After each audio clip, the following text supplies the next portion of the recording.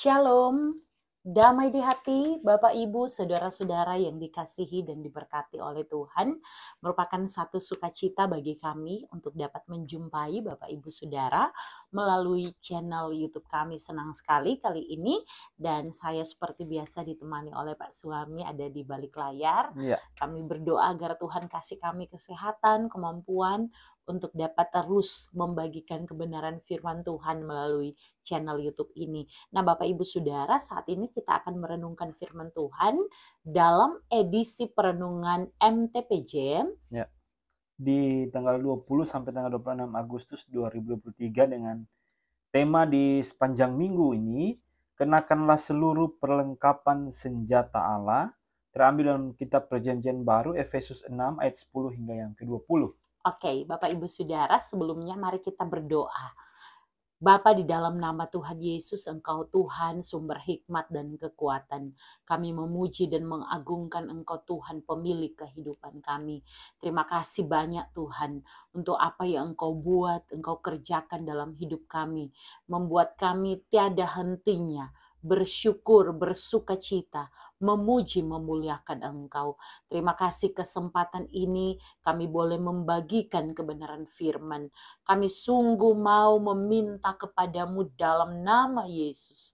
Ya Tuhan Allah, berkenanlah Engkau menolong kedua hamba-Mu untuk dapat memberitakan firman-Mu, dan biar melalui pertanyaan yang akan kami diskusikan, isi hati Tuhan dapat disampaikan sehingga kami menerima berkat yang daripada Tuhan dan diberi kemampuan dalam Roh Kudus Tuhan untuk melakukan kehendak-Mu. Ampuni, kasihani kami Tuhan, dan tolonglah sehingga waktu ke depan ada dalam kendali Tuhan. Terpuji namamu, kami berdoa dalam nama Tuhan Yesus, Tuhan dan Juru Selamat kami yang hidup. Amin. Amin. Ya, Bapak Ibu Saudara yang diberkati oleh Tuhan, seperti yang dikatakan tadi, bahwa di sepanjang minggu berjalan ini, kita membaca dari kitab Efesus pasal 6, ayat 10 sampai ayatnya yang ke-20. Dan pembacaan ini oleh Lembaga Alkitab Indonesia diberikan judul Perlengkapan Rohani.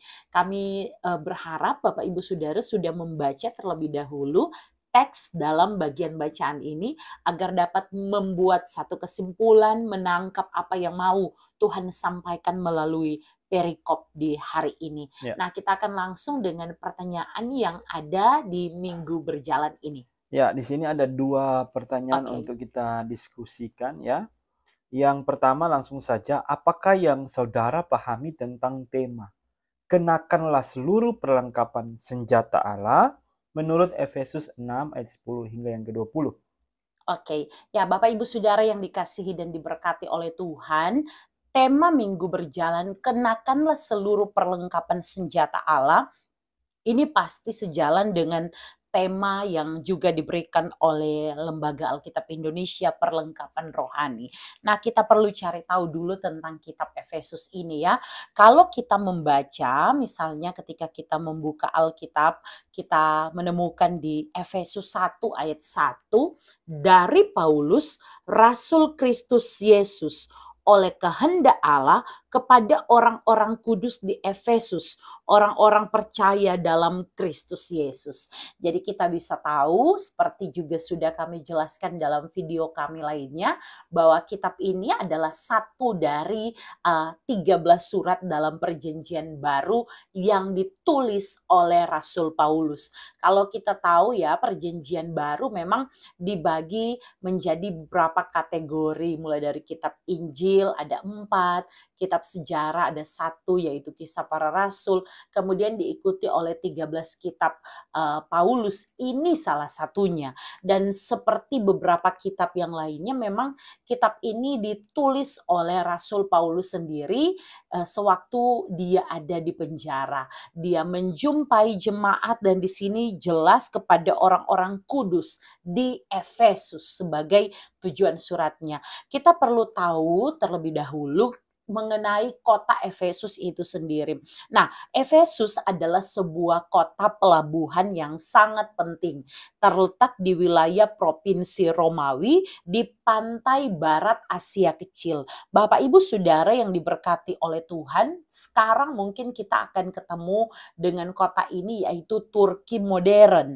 Di kota ini pada tahun 500 sebelum Masehi telah dibangun kuil Dewi Diana atau dalam bahasa Yunaninya Artemis yang menjadi kebanggaan orang Romawi. Sehingga pada tahun 334 sebelum Masehi kuil tersebut dipugar kembali oleh Alexander Agung menjadi kuil yang keindahannya itu digolongkan sebagai satu di antara 7 keajaiban dunia. Nah, pada zaman Rasul Paulus sendiri, ketika Rasul Paulus dalam bagian bacaan kita ini juga menyoroti kehidupan jemaat di Efesus, apa yang terjadi di sana itu penyembahan kepada Dewi Diana dan kepada kaisar sangat berpengaruh pada waktu itu, sangat kuat di dalam masyarakat. Bahkan kota itu menjadi pusat produksi dari penjualan patung-patung berhala, sehingga tidak heran bahwa Demetrius, pembuat kuil perak Dewi Artemis, itu sangat marah kepada para pengikut dari Tuhan Yesus yang waktu itu mulai berkembang di kota Efesus. Itu dapat kita lihat dalam Kisah Para Rasul ya, kalau mau tahu historinya. Nah, Bapak Ibu Saudara yang diberkati Tuhan, saat kita membaca bagian keseluruhan dari kitab Efesus, kita akan menemukan bahwa pasal 1 sampai pasal 3 itu diterapkan, penerapannya ada pada pasal 4 sampai pasal 6 dari kitab Efesus. Paulus mulai dengan menyampaikan salamnya, menyampaikan wibawa rasulinya. Kemudian saya temukan bahwa ada 3 pemaparan Paulus mengenai visinya ketika dia bicara surat Efesus ini. Yaitu pertama, visi tentang gereja. Bagi Paulus, gereja itu seharusnya bersifat universal, sehingga persatuan di dalam Kristus ini mewujudkan satu warga gereja yang memiliki pengalaman rohani sekalipun dengan karunia yang berbeda. Yang kedua, visi mengenai orang percaya. Paulus mengingatkan bahwa dalam kehidupan sosial seharusnya bahwa manusia itu meneladani kasih Allah yang nyata di dalam Yesus Kristus. Maka itulah yang akan nampak dalam kehidupan setiap relasi, termasuk kalau kita lihat di Efesus sebelum bacaan kita hari ini mengenai kasih Kristus sebagai dasar hidup suami istri sebelum perikop taat dan kasih ya. Dan yang terakhir, yang ketiga, visinya tentang kondisi dunia kita. Bagi Paulus, bahwa dunia kita ini diperhadapkan dengan yang namanya peperangan rohani. Peperangan rohani ini harus dihadapi, yaitu dia menggambarkan bagaimana katanya orang percaya itu berperang melawan roh-roh jahat, yaitu seluruh bala tentara iblis yang tidak kelihatan.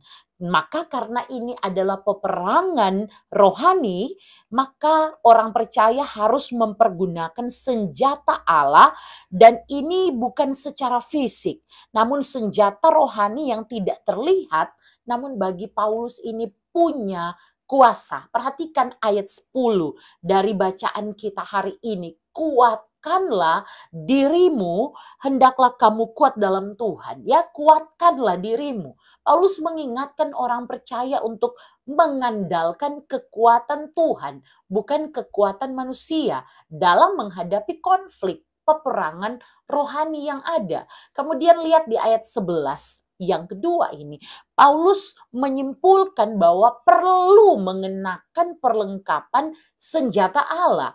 Ini seperti tema kita di sepanjang minggu berjalan ini. Seperti seorang prajurit yang mengenakan perlengkapan perang ketika hendak berperang, maka kita orang percaya harus menggunakan, memperlengkapi diri dengan perlengkapan rohani dari Allah untuk melawan tipu muslihat si jahat. Ini adalah perumpamaan yang dipakai dipakai oleh Paulus untuk mengingatkan jemaat Efesus mengenai pentingnya berjaga-jaga menghadapi serangan si jahat. Apa semua yang dimaksud dengan perlengkapan senjata Allah? Saya simpulkan ada 7 hal. Yang pertama yaitu ikat pinggang kebenaran. Nah, Bapak Ibu Saudara, kalau kita lihat ya, kalau dari gambaran seorang prajurit Romawi yang Paulus gambarkan ya, bagaimana dia menggunakan yang namanya ikat pinggang, orang di Manado juga bilang ban. Ini melekat pada seragamnya sekaligus sebagai tempat dia mau taruh DP pedang. Ini menunjukkan apa? Bahwa kebenaran ini adalah kebenaran dalam hati dan pikiran yang berasal dari firman Allah. Jadi kalau kita hendak bertahan melawan iblis, pertama-tama kita harus jujur atau menjadi orang yang tidak berdusta. Sebab iblis sendiri itu bapa segala pendusta. Sebagai orang percaya, kita akan bergerak secara bebas dan cepat ketika melawan iblis karena kita tidak ragu lagi akan kebenaran yang ada di dalam diri kita. Yang kedua, baju sirah keadilan. Baju sirah itu yang menutupi dada seorang prajurit, melindungi anggota-anggota tubuhnya yang penting. Maka keadilan di sini adalah kehidupan yang benar. Hidup yang benar inilah yang akan melindungi orang percaya dari bahaya, sehingga cara menangkis setiap serangan atau tuduhan yang dilontarkan iblis adalah dengan menunjukkan kehidupan kekristenan yang benar. Kemudian yang ketiga, kasut kerelaan memberitakan Injil. Kasut ya, seperti sandal, orang pakai sepatu. Nah, kasut atau sandal adalah perlengkapan yang dipakai oleh prajurit yang sudah siap bergerak. Nah, mungkin orang pakai kasut untuk tidur, tapi karena dia sudah siap berperang, siap bergerak, maka apa maksudnya? Kita harus bersedia bergerak atau siap sedia memberitakan Injil. Sehingga bukan cuma kita, tetapi juga orang maka mendengar tentang Kristus. Dan kemudian dapat melawan si tipu jahat si iblis ini. Yang keempat, perisai iman. Nah, ini perisai ini dia berbentuk bujur, biasanya ada di bawah tangan dan digunakan oleh seorang prajurit untuk melindungi seluruh tubuh prajurit. Kalau dalam gambaran prajurit Romawi, ini ukurannya 1 meter kali 62,5 cm. Sama seperti prajurit Romawi yang berguna untuk menangkis anak panah berapi dari pihak musuh, begitu juga iman kita ketika kita melihat pada firman dan janji Allah, ini memungkinkan kita yang memperlengkapi diri dengan perisai iman ini untuk menangkis segala pencobaan dari si jahat. Yang kelima, ketopong keselamatan. Ini kalau kata orang seperti helm ya, senjata yang digunakan oleh seorang prajurit untuk melindungi kepalanya. Iblis itu selalu berusaha untuk mengacaukan pikiran manusia dengan berbagai keraguan dan ketakutan. Karena itu, kepala kita harus diisi, dilindungi dengan ketopong keselamatan, kata Paulus. Sehingga kemudian kita punya keyakinan dan pengharapan keselamatan yang sempurna di dalam Kristus. Berbagai pengajaran mungkin datang, itu masuk ke kepala kita. Tapi kita kuat dalam iman kepada Kristus. Yang keenam, itu pedang roh. Jika 5 senjata sebelumnya hanya berfungsi sebagai pertahanan, ini senjata yang keenam ini adalah senjata yang bisa dipakai untuk bertahan maupun untuk menyerang. Ketika kita menghadapi serangan-serangan iblis dengan berbagai godaannya, dia raja segala pendusta-dusta yang disampaikannya yang memikat hati kita, maka jangan mengandalkan kekuatan atau pengalaman sendiri. Sebaliknya, kita harus menggunakan kuasa atau otoritas firman Allah. Maka kita dapat melawannya dengan pedang roh ini. Yang terakhir, yang ketujuh. Memang kalau dilihat di gambaran prajurit sebenarnya cuma 6. Tetapi kenapa 7? Karena yang terakhir ini penting, yaitu mengenai doa. Bila kita melihat bahwa senjata pamungkas seorang percaya adalah doa.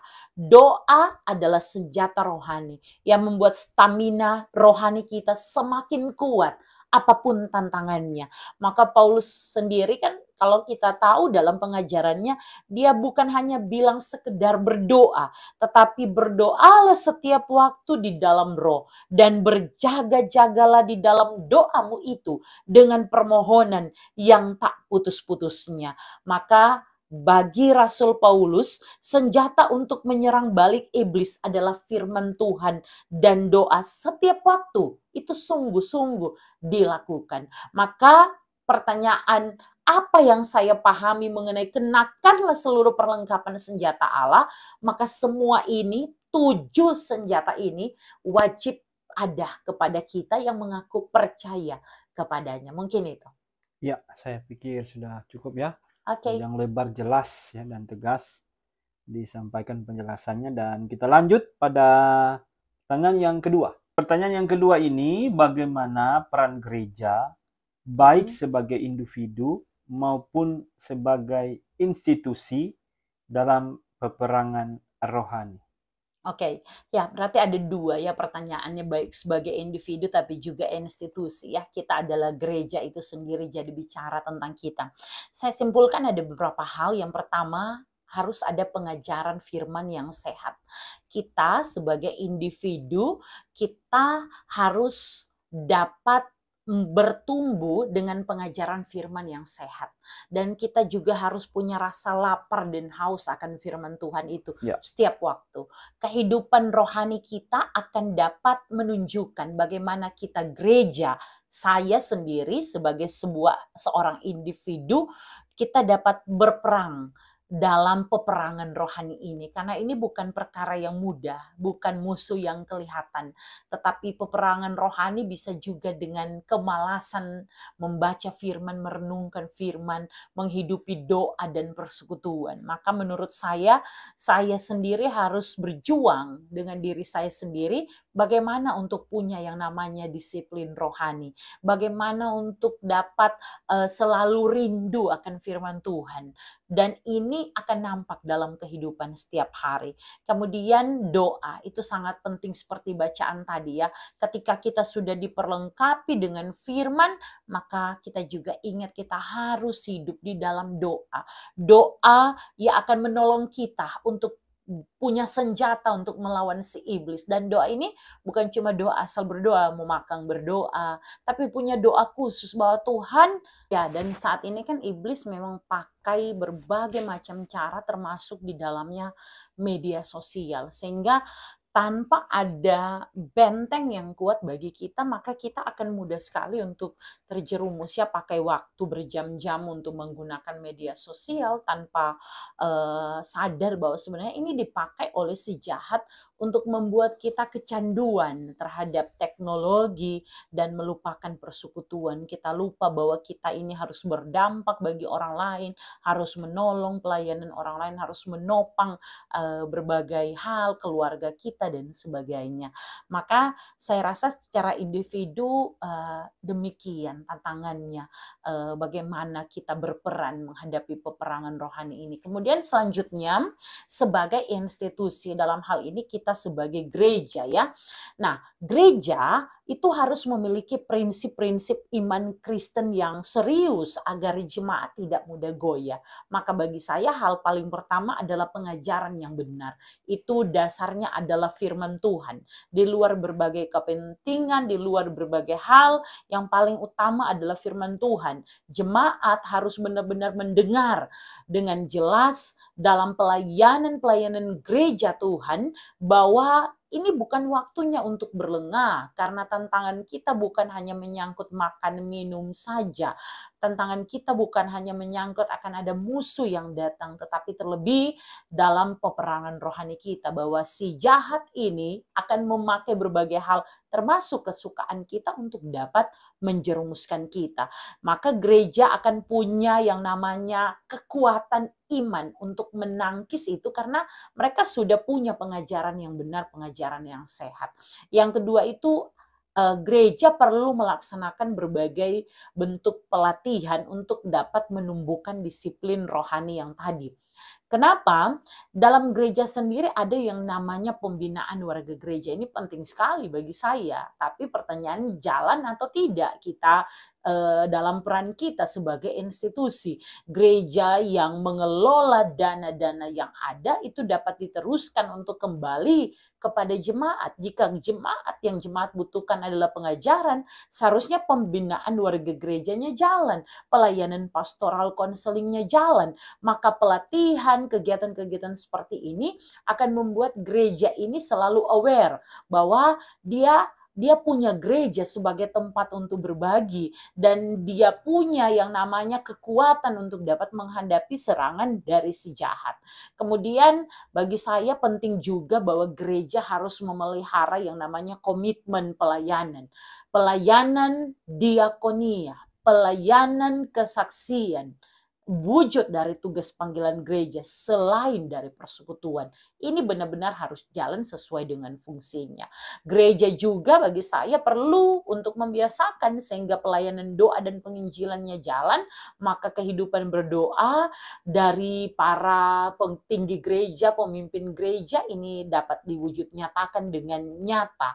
Dan terakhir adalah bagi saya gereja, apalagi kita di Gemim, kita punya yang namanya sekolah-sekolah. Gereja harus peduli bagi saya. Gereja harus benar-benar peduli terhadap pendidikan. Karena pendidikan karakter juga akan ditemukan oleh anak-anak kita, generasi penerus melalui pendidikan. Tapi bagaimana jika kita sendiri tidak peduli dengan pendidikan? Saya pernah pergi ke satu jemaat yang ketua jemaatnya sekaligus kepala sekolah, dia digaji 1.500.000 itu sekaligus ya ketua badan pekerja majelis jemaat dan kepala sekolah, sedangkan di tempat itu hanya ada 2 orang guru bergantian termasuk si kepala sekolah, dan siswa-siswanya lama-kelamaan tinggal 3-2 orang mulai meninggalkan, padahal itu sekolah Gemim ya, dan ini bukan rahasia lagi, ada di banyak sekali tempat. Pemerintah kan sebenarnya membantu ya, ada program-programnya, ada dana BOS, bantuan operasional dan sebagainya. Tetapi bagaimana akan terwujud jika gereja kita sendiri terlihat membiarkan itu kepada pihak sekolah, pihak gereja sendiri yang membuka sekolah-sekolah Gemim ini, sedangkan ketika kita bicara peperangan rohani, kita harus sadar bahwa yang paling harus diperhatikan adalah generasi kita, anak-anak kita yang mulai menghadapi krisis identitas, anak-anak kita yang masih kecil, yang dia akan menghadapi berbagai hal termasuk pengajaran. Bagaimana dia tahu pengajaran yang sehat jikalau dia dari kecil makanannya di ibadah sekolah minggu gula-gula terus, dan kemudian dia sekolah dengan catat buku sampai habis, sekadar saja, kemudian dia keluar pada lingkungan yang dalam tanda kutip orang-orangnya mau make kiri kanan dan sebagainya. Ini perlu dan perlu sekali ya, sehingga paling terakhir itu gereja harus peduli dengan pendidikan di dalam gereja itu sendiri. Termasuk di dalam gereja katekisasi memang harus dilaksanakan dengan serius sehingga akan mewujudkan yang namanya anggota gereja yang dewasa dalam iman. Mungkin itu. Oke. Saya tambah sedikit ya. Ini kan pertanyaan nomor 2 ini sebenarnya bagaimana orang mengaplikasikan bacaan Efesus 6 ayat 10 hingga yang ke-20 ini. Nah, kalau bicara peran gereja, kita harus melihat sebenarnya. Selalu kalau kita berbicara tentang peran gereja, maka otomatis pikiran kita tertuju kepada bagaimana peran ketua jemaat. Ketua badan pekerja. Ketua badan pekerja, ya. Ketua badan pekerja, yaitu pendeta. Nah, biasanya karena kita bicara konteks Gemim ini, maka biasanya di Gemim itu ada 2 pendeta. Banyak sih, tergantung kolomnya. Tergantung ya, biasanya 2 atau 3. Kalau di kami ada 2. Ya, ada yang sampai 5, 6. Iya. Tergantung. Oh iya. Sesuai kebutuhan ya. Betul. Sebenarnya. Nah, bagaimana sesuai kebutuhan dan seharusnya itu bisa menjawab kebutuhan-kebutuhan itu. Ya. Jadi perlu ada evaluasi. Kalau di kami ada dua pendeta, ya, pendeta badan pekerja, jemaat, ketua badan pekerja dan pendeta pelayan. Ya. Nah, bagaimana peran pendeta sebenarnya? Ya, kalau kita lihat di Perjanjian Lama, Perjanjian Baru, khususnya Perjanjian Lama ya, Tuhan memakai para nabi itu, dan karena hanya nabi yang berhubungan dengan Tuhan, dengan Allah, dan disampaikan kepada bangsa Israel, kita bicara tentang konteks bangsa Israel, berarti dipercayakannya nabi, ya. Nah, sekarang kalau kita lihat ya, kalau pendeta itu dia harus sadar benar bahwa dia dipanggil menjadi hamba Tuhan, itu panggilan loh. Itu panggilan, dipilih dan dipanggil untuk menjadi hamba Tuhan. Nah, itu tidak sembarang karena ada kuasa. Artinya jemaat yang dalam tanda kutip yang awam, mereka akan, makanya dibilang pendeta harus menghormati, menghargai, karena apa yang pendeta sampaikan itu benar-benar dari Tuhan, artinya dari firman Tuhan, dan itu penuh kuasa. Cuman beberapa evaluasi akhir-akhir ini kan yang bermasalah ini, oknum sebenarnya, tidak semua, para hamba Tuhan, pendeta, khususnya ya. Dan ini dipertanyakan sebenarnya ya. Ya, ini bisa jadi berhala juga bagi jemaat, mengidolakan pendeta. Akhirnya membuat dua kubu yang di jemaat, tercipta dua kubu yang pro kontra antara pendeta. Ini bisa berhala ya kalau kita bicara gereja. Kemudian itu kan pendeta itu, kita bekerja kan digaji ya. Kalau di Gemim sendiri mungkin saya tidak pernah mendengar bahwa pendeta itu kelaparan, kehausan ya. Artinya cukup, bahkan lebih ya. Kalau di kami gajinya ya lumayan ya. Di wilayah juga dapat, di sinode juga dapat. Itu artinya kebutuhan mereka dipenuhi oleh jemaat. Tapi yang jadi persoalan, apakah peran hamba Tuhan, para pendeta ini terpenuhi nggak, memenuhi nggak, hidup nggak pastoral counselingnya di jemaat, ya, ada nggak itu, muncul nggak itu pastoral counseling? Kemudian kalau di kami nggak ada seminar-seminar tentang pertumbuhan iman, pastoral counseling, kayaknya nggak ada. Ya, kami belum ada ya di gereja kami. Ya, belum ada seminar-seminar. Kalau di GKM, Gereja Kristus Manado, itu hampir tiap bulan ya ada. Ya. Ini bukan berbicara tentang perbandingan ya, perbandingan gereja ini tidak. Tapi ini evaluasi bagi kami dan kita harus sampaikan ya. Bagaimana jemaat mau bertumbuh kalau tidak ada pelatihan-pelatihan tentang PPA, tentang firman Tuhan, ya, tentang homiletik, tentang hermeneutik, tentang pernikahan Kristen ya. Sedangkan khotbah-khotbah yang ada di Gemim itu terpaku pada MTPJ ya, dan itu terus yang disampaikan ya, dikhotbahkan. Artinya itu sudah ada ya, sudah ada, dan ini seharusnya perlu evaluasi juga ya. Jadi peran gereja itu, peran hamba Tuhan pendeta khususnya itu penting sekali, sangat urgent ya. Dan jemaat membutuhkan itu. Dan syukur ya kalau memang jemaat itu sendiri sudah punya kesadaran untuk membaca firman. Karena kalau hanya di tempat ibadah dengan berpatokan pada MTPJ, maka rasanya susah ya untuk menyelesaikan. Saya beberapa kali ketemu dengan jemaat Tuhan yang secara disiplin mereka membaca Alkitab itu 10 pasal setiap hari. Dan itu yang mendorong ada beberapa kenalan hamba Tuhan yang, wah, jemaat saja so baca Alkitab begini, masa kita tidak. Sehingga akhirnya dibentuk namanya komunitas-komunitas Shine di dalam gereja untuk dapat membaca Alkitab secara konsisten. Ya, dan ini kembali kepada individu sebenarnya. Individu ya. Pribadi. Ya. Kemudian? Ya. Jadi harus ada respon juga. Jadi tadi kalau gereja sudah berperan ya, hamba Tuhan sudah berperan, tapi jemaatnya tidak ada respon, ya sama saja. Ya, Mereka tidak buka perlu hati. kerjasama. Ya, artinya jemaat juga ini perlengkapan senjata Allah ini ada 7. Tapi kalau dia tidak hidup dalam pertobatan, ya percuma. Ini Ya. akan terjadi. Ya, jadi harus ada pertobatan di dalam Tuhan. Jadi jemaat yang belum bertobat, bertobatlah ya. Supaya ketika kita peperangan rohani, maka perlengkapan senjata Allah ini ada. Kita punya kuasa ya. Ya.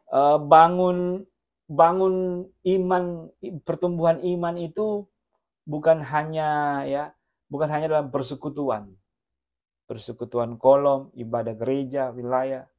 Ya, bukan hanya sebatas itu, tetapi harus bangun pertumbuhan iman itu pribadi dengan Tuhan. Ya, pribadi dengan Tuhan. Harus ada waktu-waktu khusus sendiri berdoa, baca firman. Ya. Oke, mungkin itu Ya, saja dari itu saya. saja, sudah sangat panjang kali ini Bapak Ibu Saudara, namun kerinduan kami adalah memberkati Bapak Ibu Saudara. Apa yang kami sampaikan melalui pertanyaan MTPJ juga dapat Bapak Ibu ambil apa yang bisa Bapak Ibu, teman-teman semua lihat untuk dapat diteruskan melalui khotbah dan perenungan firman Tuhan di jemaat masing-masing. Kenapa melalui pertanyaan MTPJ? Harapannya agar supaya sesuai dengan konteks kami, konteks Bapak Ibu Saudara dimanapun berada. Karena itu carilah referensi yang lain di samping referensi dari renungan yang kami bagikan ini untuk semakin memperlengkapi kita dalam kerja pelayanan. Kita akan berjumpa kembali pada pertanyaan melalui perenungan minggu berikutnya. Karena itu mari kita berdoa. Bapa di sorga, Bapa yang sangat baik, terima kasih Tuhan menolong kami merenungkan firman-Mu. Kami tetap meminta kekuatan, kesehatan, kemampuan daripada Tuhan di tengah kami menjalani panggilan kami sebagai hamba-hamba-Mu Tuhan. Tuhan berkati, berikan sehat kuat kepada kedua hamba-Mu untuk dapat dengan lantang menjadi pelantang bagi nama Tuhan, untuk menjadi saluran berkat bagi seluruh jemaat. Terima kasih Tuhan. Diberkati semua anak-anak-Mu Tuhan yang mendengarkan media ini, biar channel ini boleh memotivasi untuk hidup di dalam anugerah selamat daripada Tuhan. Kami tahu Tuhan ada kuasa yang tidak suka kami bertumbuh dalam iman. Kami tolak dalam nama Yesus, biar ada kerinduan terus untuk bertumbuh di dalam Tuhan, sehingga semakin hari kami semakin menjadi serupa dengan Kristus, menjadi surat Kristus yang dapat dibaca oleh orang. Orang melihat kami dan memuliakan nama-Mu Tuhan. Terima kasih Bapa di sorga, diberkati setiap pendengar yang sakit Tuhan sembuhkan, yang bergumul Tuhan yang akan hibur kuatkan, dalam duka cita pun Tuhan beri pengharapan untuk terus memandang kepada Kristus. Terpuji nama-Mu, ini doa kami, dalam nama Yesus kami berdoa. Amin. Amin. Ya Bapak Ibu Saudara yang diberkati oleh Tuhan, akhirnya sampai jumpa. Tuhan Yesus memberkati.